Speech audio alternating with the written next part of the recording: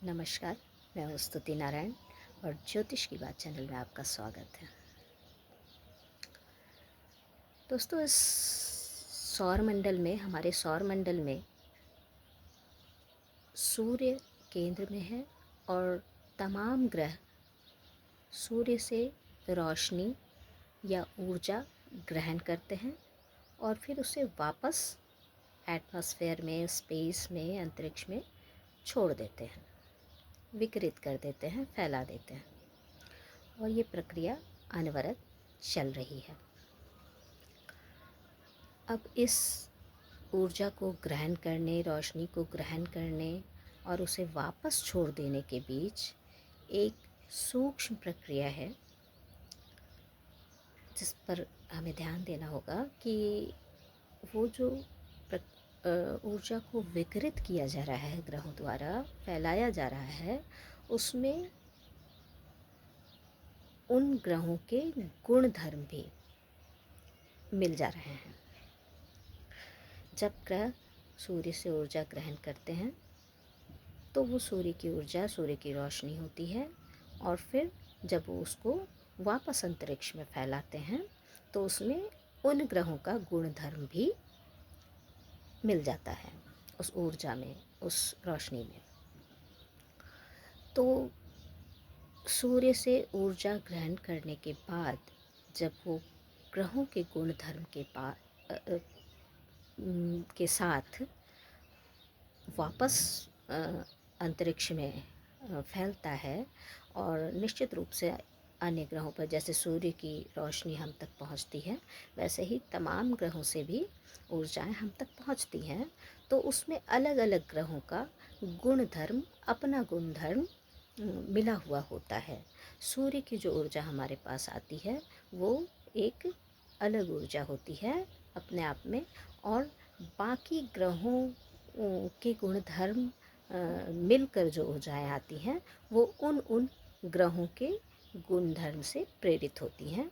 जो निश्चित रूप से पृथ्वी पर और यहाँ रह रहे मनुष्य और तमाम चीज़ों पर अपना प्रभाव या असर छोड़ती हैं, उसे प्रभावित करती हैं। तो जैसे बृहस्पति है, शनि है, मंगल, बुध, ये सारे ग्रह हैं हमारे सौरमंडल के, जिनका जो सूर्य से रोशनी ग्रहण करते हैं और वापस अंतरिक्ष में, स्पेस में उसे छोड़ते हैं। वो रोशनी हम तक भी पहुंचती है और उनका जैसे सूर्य की रोशनी का, ऊर्जा का, उसे हम जीवन मानते हैं, उसे हमें वो दिखता है कि वो रोशनी, वो जीवन तत्व उसमें इतना होता है जिस जो जो आधार है हमारे जीने का एक तरह से। तो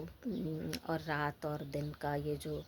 क्रम है वो सदा चल रहा है। सूर्य जब हमारी दूसरी तरफ होता है, ग्रह सूर्य के चक्कर लगाते हैं, और सूर्य जब विपरीत दिशा में होता है तो इधर अंधेरा छा जाता है दूसरी तरफ, और फिर जब हम सूर्य की दिशा में आते हैं तो दिन होता है और सूर्य की रोशनी हमें मिल पाती है और उससे जीवन का आधार और तमाम चीज़ें फिर वो तो सब जानते हैं कि सूर्य क्या है, सूर्य की रोशनी क्या है। तो सूर्य की जो वो रोशनी हमें मिल रही होती है दिन रात के रूप में, स्पष्ट रूप से हमें दिखाई दे रहा होता है, लेकिन सूर्य की वो रोशनी अलग अलग वस्तुओं पर पड़ती है, अलग अलग ग्रहों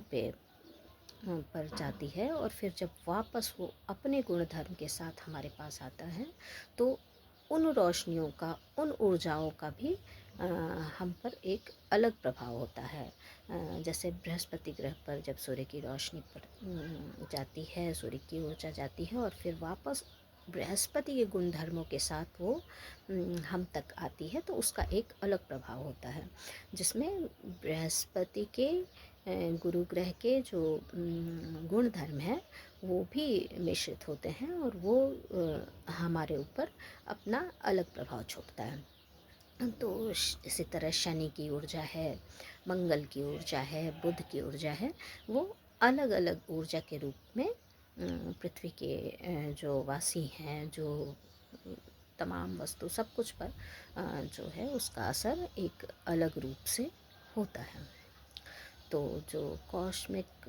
एनर्जी आप कह सकते हैं उसका हम पर प्रभाव होता है, और अलग अलग ग्रहों का हम पर अलग अलग प्रभाव होता है। और इससे भी आगे हम बात करें तो प्रत्येक मनुष्य, प्रत्येक वस्तु भी अपने अंदर कोई ना कोई गुण धर्म रखता है, और वो एक अलग तरह की एनर्जी, अलग तरह की ऊर्जा है वो, जो अनेक ऊर्जाओं के मिश्रण से बना हुआ एक अपनी तरह का की ऊर्जा है वो। तो प्रत्येक वस्तु तो और हर एक चीज़ में जब जब ऊर्जा हम ग्रहण करते हैं तो उसे फिर अपने गुणधर्मों के साथ वापस उसे एटमॉस्फेयर में विकृत कर देते हैं, फैला देते हैं। तो ये जो ऊर्जाओं का प्रभाव है, अति सूक्ष्म, सूक्ष्म और स्थूल भी, जैसे सूर्य की किरणें हैं हमें दिखती हैं, कैसे वृक्ष या पौधे प्रकाश संश्लेषण की क्रिया करते हैं सूर्य की रोशनी के उपस्थिति में। ये सब तो हमें पता ही है कि उसका हम कैसे अपने ऑक्सीजन ग्रहण करते हैं अपने वातावरण से, और उसे फिर वापस छोड़ देते हैं। तो ये सब कुछ एनर्जी है, ऊर्जा है। और रोशनी जो है, जो मुख्य इसका आधार हम कह सकते हैं कि रोशनी रूपी जो ऊर्जा है वो अ, वो जब हम तक पहुंचती है तो ज्योतिष को अगर हम देखें तो ज्योतिष रोशनी की जो ऊर्जा है उसका, उसके अलग अलग प्रभावों के आधार पर आ, हमारे मन पर जो इन ऊर्जाओं का प्रभाव है, तमाम ग्रह, उपग्रह, चंद्रमा, सूर्य, जो तमाम